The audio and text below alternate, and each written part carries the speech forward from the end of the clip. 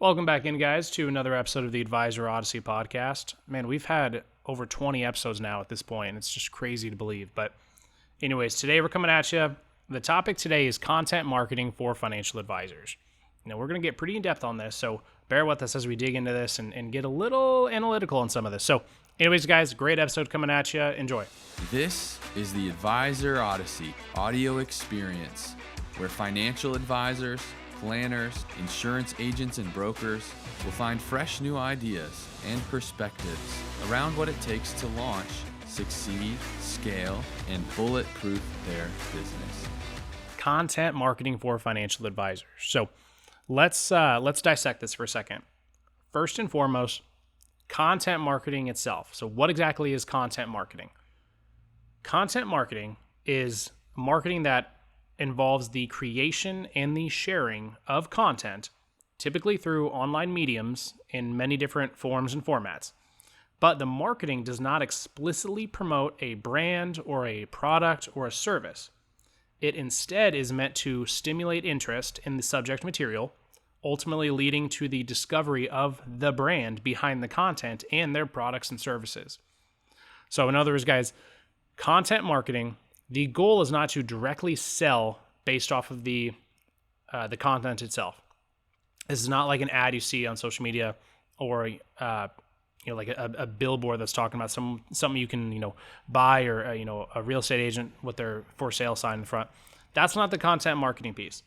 Content marketing, our ultimate goal of it, and this is where I think a lot of specifically financial advisors get this confusion, and why I feel like they get upset that it doesn't work well for them, is because they just have the wrong mindset around what it actually means and what it is and what it should do. So content marketing is basically the reverse of what marketing has been for years and years. You are, instead of putting your message and your brand and your services out there first and then trying to prove your value on the back end, content marketing is the reverse of that. You're putting your value and your knowledge out first, and then you are turning the script and trying to weave people into your specific goods and your services. Now, as financial advisors, this is an overlooked example here, but for financial advisors, if you promise, because that's ultimately what advisors are doing, you're promising a better future for the most part.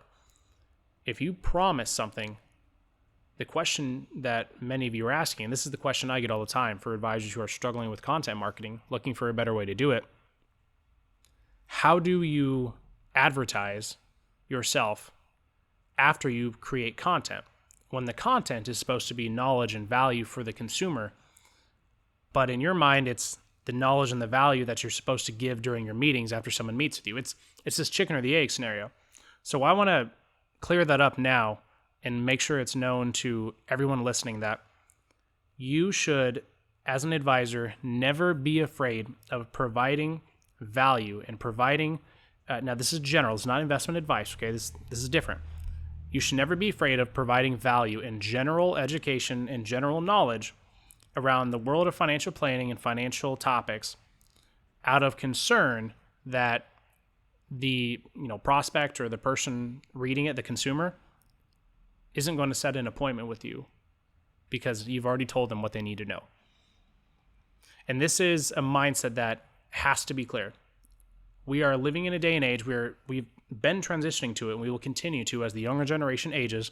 You must prove your worth. You must prove your value before you earn the business.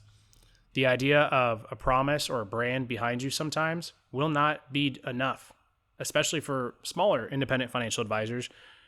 People know the Edward Jones, they know the Morgan Stanley, like they know these businesses, they know these entities, so they can talk about what they do. They can be the Edward Jones message.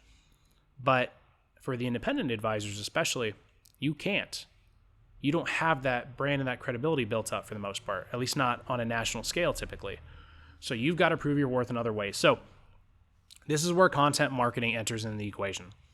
Now, content marketing, I've mentioned this multiple times in other podcasts, other videos and whatnot that I've done, but content marketing is so incredibly important, both now and especially moving forward.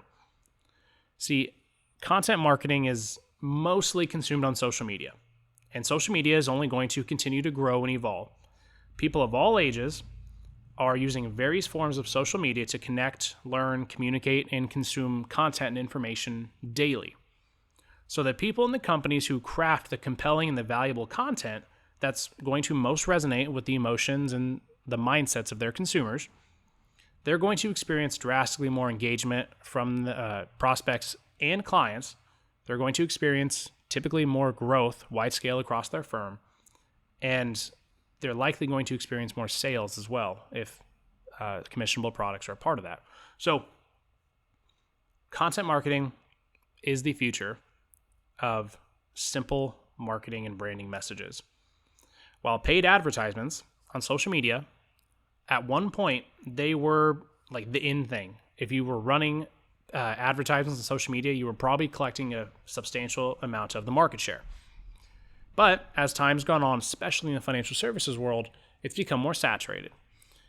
So while paid advertisements, they are still effective, albeit not as effective as they were, 4 or 5 years ago. They are still effective, but people are becoming more and more savvy about opting out of advertisements. Right? As elementary as that sounds, you run a paid advertisement to 100 people, but if 90 of those 100 people have ad blockers installed on their computers, they've paid for one that's actually a third-party company maybe, or they've just hit the setting on their internet browser to remove ads, you're not going to reach those people. So it's wasted ad spend, honestly. It's wasted opportunity. And also on that note, the market itself for ad blocking softwares has increasingly grown in the last 5 years as well. That's not a coincidence. So content marketing is how you can get past those paid advertisement ad blockers. And then we also look at the other realm where celebrities and influencers dominate a large portion of social media. You don't need me to tell you that influencers like Kim Kardashian, they built up their brand, right? Influencers can build their brand via social media because their audience, when it hits a large enough scale, can completely change the trending topics on Twitter. They can substantially increase the views on whether it's LinkedIn, on TikTok, and create more viral posting frequency. That's just how the numbers game works. So the celebrities and influencers, their domination of social media, this was really the beginning of the phenomenon that I refer to and that I call social capital or social equity. The younger generation, and I'm gonna really specify and single in on the millennials right now. And it's because I'm a millennial. The younger generation, they trust others' experiences. They trust the feedback, right? We read the reviews on products before we buy, and we typically start with the 1-star reviews. We value personal referrals and the reputations of companies and people more than previous generations did. We view things differently, right? The younger generation views companies and entities and people differently. Now, also on the topic of content creation is the brand itself, okay? Branding, I mentioned earlier, you cannot always just rely on your brand to sell anymore. Now, that is specifically when you're competing with the larger entities. However, over time, you can build up your own independent brand that will compete, or that at least can compete. Content creation is a big piece of that recipe to build that. When you create brand recall, the doors start to open up more and more long term. Large companies such as Coca-Cola, Apple, McDonald's, they're household names. They've built the lasting brand equity over the years because they've had successful products, they've had successful advertising, and quite frankly, they've not only earned the market share, but they've purchased a lot of it too. It's expensive. They pay a lot of money now just to stay top of mind. It's not cheap running commercials every 20 minutes. It's not cheap filling up all of the internet with your ads everywhere. It's not cheap to do that, but they have to do that now to stay relevant. Granted, they also have monstrous marketing budgets to where they can do that, but the point is most advisors don't have that. And so you're not going to compete with the big companies, whether it's in your marketplace, like whether it's in the financial services field or not. You're not going to compete with them by outspending them on advertising. So this is also where content creation started to become more prevalent. It was a more creative, more personal way of building a brand. When we look at brand awareness as well, I want to highlight a few names that many people, they know the name now more than likely, or if you don't, I would guarantee that your kids know at least one of these names. But these three individuals built their brand, and it didn't happen overnight, but they built their brand the same way every other company begins to build their brand. Those three names are Mr. Beast, Logan Paul, and PewDiePie. If you can recall even just one of those names, I'm telling you right now, they all started the same way. That way was they created their own content at a time when they didn't know if it would be content that was enjoyable. They didn't know who would be watching it or consuming it. They didn't know that, but they created it because they love what they do, right? But they created it and they shared it with the world freely. It's a longer game. The more money you spend, the faster things can happen. But over time, you're going to create more longevity in the success of your marketing and branding efforts by building organic social capital and social equity. Now, for those of you especially who market to business owners, this is also big. The vast majority of B2B marketers use content marketing strategies daily. Primarily because and there's a few reasons. Primarily, it's because it's often cheaper than traditional marketing methods. Sometimes it's completely free. It also serves as another way of communicating with consumers and clients. Many of us don't really think about that, but let's dissect that for a second. You see the advertisement or the commercial on TV. Yeah, you're getting in front of a lot of people, but that individual is not directly engaging with your brand or with your business. Whereas on social media, for example, you can directly engage with the brand or with the business, or at least it can feel like that.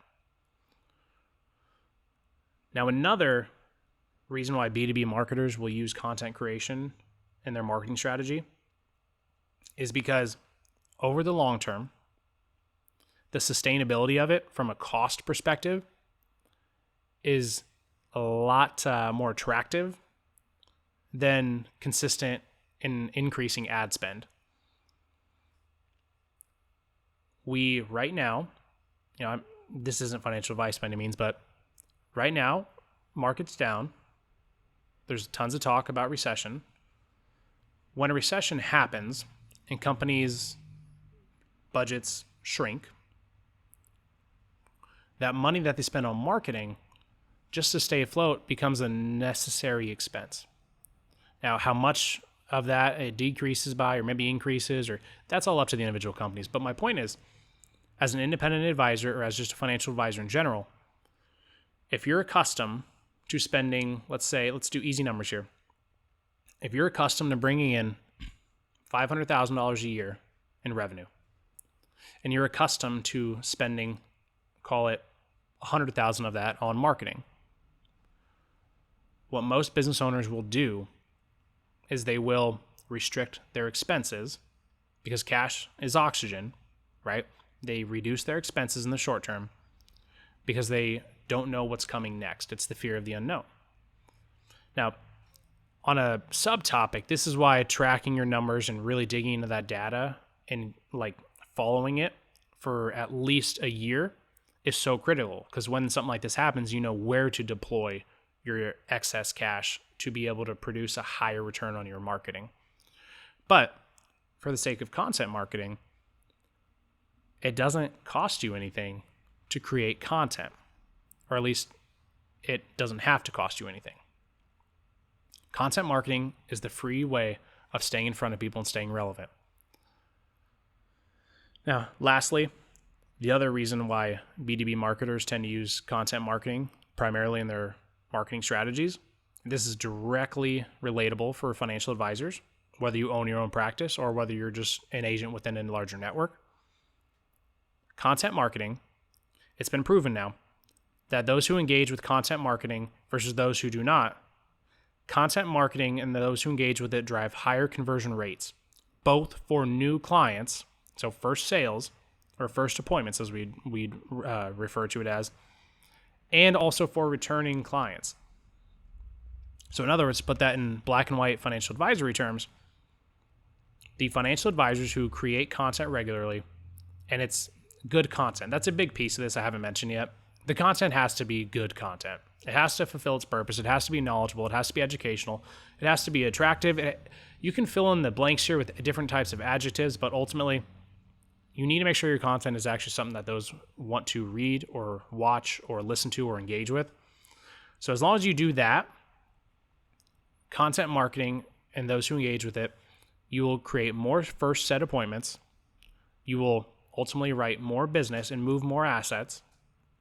You will achieve higher rates on your marketing metrics across the board for everyone who engages with your content on whether it's social media or the other various platforms we're about to talk about, as opposed to those who do not do any sort of content marketing. It's just so critical now, and it's only going to grow. This leads us into the next piece of this, which is the types of content marketing and the platforms which people posted on. This goes directly hand in hand with why you need to be doing content marketing more, or just why you need to be doing it in general.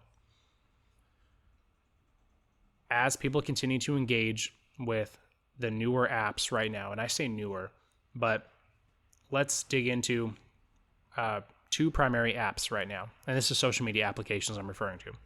You have Instagram and you have TikTok. I've put out tons of episodes about TikTok at this point. You guys should know my opinion on TikTok by now, but Instagram's the older side of it and TikTok's the newer side of it. While TikTok is gaining momentum and popularity, they're trying to bring new users on the platform and keep people actively engaged with it. Whereas Instagram is continually trying to keep people engaged with it, and they're trying to add new features to increase the usage and to stay top of mind and fresh. So it's two different goals, although they're both trying to get to the same place. They want creators to prefer their application and use it, and they want consumers to spend their time on it. So play your role as the creator, not just the consumer, and it should yield dividends. Content marketing there's multiple different types of content marketing, and you can post it in a lot of different places. But as a financial advisor, I've tried to break this down into 7 key types of content marketing that I think you should be doing, or at least that you could be doing, and then some ideas of places where you can post it. Now, these are in no particular order, but the first type of content marketing is short form videos, or as many would call them, reels or TikToks, right? You can post these, Instagram, TikTok, obviously, Facebook, and then YouTube Shorts. Now, these types of videos, these short form videos, are great for immediate, quick acting content. Here's one strategy to change your financial future. Here's one strategy to stick better to your budget. Here's one easy way to pay off debt 10 years faster, right? You can do so many different things with this, but it's just short 60-second, 90-second videos that are direct to the point. There's no call to action, by the way. It's just a value add. The second type of content marketing is live videos, or live streams as we'd call it. Again, these can be done on LinkedIn, YouTube Live, Facebook Live, Instagram Live, or even Snapchat. Now, LinkedIn's probably the most primary place where you're going to want to host any sort of live streams, because that's where you're going to naturally engage with more, I guess we'd call it more of a professional setting. It's where you're going to want to portray more of a professional feeling and more of a professional brand. But LinkedIn's a great place to host live streams. I'm actually, there's a handful of advisors in my network that host pretty much a daily live stream. It'll vary on the time of day, but it's a daily live stream. It's like 15 to 30 minutes, no more than 30 minutes typically. And sometimes it's as long as 5 minutes. but it's become a constant staple in their marketing and their branding. And so their social media awareness, if you guys don't know, on LinkedIn, for example, if you're connected with someone, it's going to tell you when they're live. So every day I get this notification, so-and-so is live. You can imagine how over time, most people are not going to remove your connection. They're going to eventually click that and they're going to watch it, and then they might get hooked. The third type of content marketing is temporary videos, or what we call stories. These are great for just trying to draw attention. Similar to short form videos, you can actually even multi-purpose these. You could post the short form video and publish it on your story as well. Now, the stories, primarily Instagram, Facebook, and Snapchat. That's where you're going to want to have them. The fourth type of content is pictures and infographics. This is more of a broad base here. This can include a lot of different things.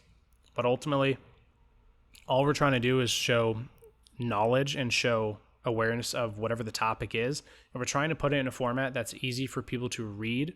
So infographics, I love infographics, like a step-by-step. You have fun stats. You have 4 things you need to know. Canva.com has amazing infographic templates that I would highly suggest you looking at if you haven't seen them before, or use the website. But infographics are a great place for you to take basically your short form video content and put it into written form. So as I said, the example earlier of do this one thing to get out of debt faster, or do this one thing to help you stick to your budget. That one thing could actually be a list of 5 things that you've drawn out on Canva in an infographic design. And now you're turning that one graphic, that picture post, into 5 separate video posts. And eventually you could lead into what is the sixth type of content, which is written content, long form and short form. So I clumped these together because the line between short form and long form could vary person to person. But your written content is the place where most of your consumers will want to eventually get to really discover how much you know, how credible you are, and how much value you can bring them. Now, a lot of people think this is videos or pictures that does this, but the pictures and the videos draw someone in. It's the written content that proves your expertise. So you're going to post your written content on LinkedIn's common. Medium's a great place to post your articles as well. Your website should have your own articles, if at all possible, guys. This is a cry here for every single advisor listening to this.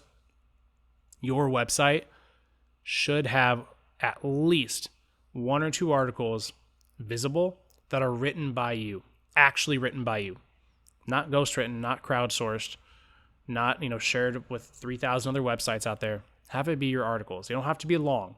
An article doesn't have to be 7,000 words. It can just be 1,000 words. It can be 500 words. If you have talk to text, that's another really easy way to dictate a short form article. But anyways, you can post these. LinkedIn, Medium, your own website. You can publish these as well, depending on the length of the characters. Facebook, Twitter is a good place where you can put some short content forms.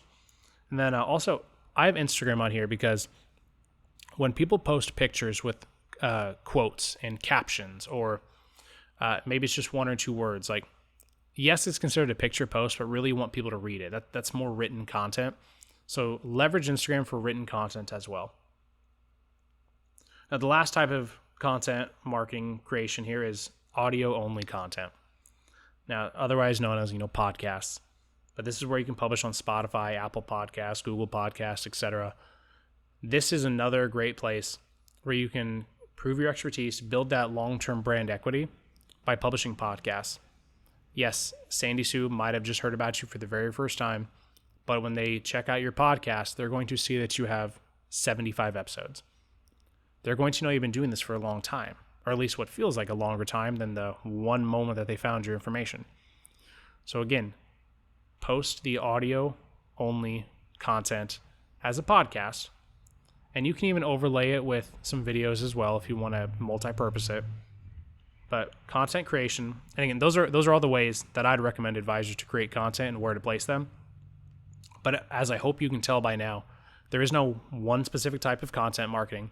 It's a collection of multiple different types, that's valuable on multiple different platforms, that is meant to appeal to different types of not only consumers, but also creators. You might be way more comfortable being in front of a video than you are behind a computer typing away. Vice versa, you may not want to be on video. It might make you really uncomfortable. So you'd prefer an audio-only version. That's fine. You can find the happy middle here. Now, for those of you who are comfortable with all of that, take it from me. This is my strategy. Record your audio version of whatever the content you create is. Theoretically, it'd be a podcast, but also video record yourself doing it. As you video record yourself recording your podcast, and then also if you have a radio show, you can do this as well. But video record yourself doing it, then take that video and transcribe it. Get the transcription. If you cover multiple bullet points in this video, which if we're talking about mine as an example, I could turn what content marketing is. I could turn the 6 different reasons why content marketing is so important. I could turn the different types of content marketing, those 6, and my closing comments potentially into 20 different types of content publishing, whether that's, again, video, written form, or text form, like short form text. So all in all, guys, content marketing is so big. This is such a huge topic, and we can go on and on, but we're going to wrap it up here. I hope you guys have enjoyed listening. I hope there's some action items that you've taken away from this, and I hope it's genuinely made you more confident and just better at enhancing your brand and marketing your business. We hope you enjoyed the Advisor Odyssey audio experience. Connect with us on your favorite social media platforms at Advisor Odyssey. You can find our full-length educational videos to watch on YouTube, Instagram, and Facebook. Check out all our articles and publications on medium.com/Advisor Odyssey. The Advisor Odyssey podcast is available on Spotify and Apple Podcasts. The contents and opinions shared, expressed, or otherwise alluded to on the Advisor Odyssey podcast and audio experience are solely ideas and not to be depicted as tax, legal, or investment advice. Results from the use of these concepts may not be representative of the experience of all financial professionals and are no guarantee of future success. Your results may vary.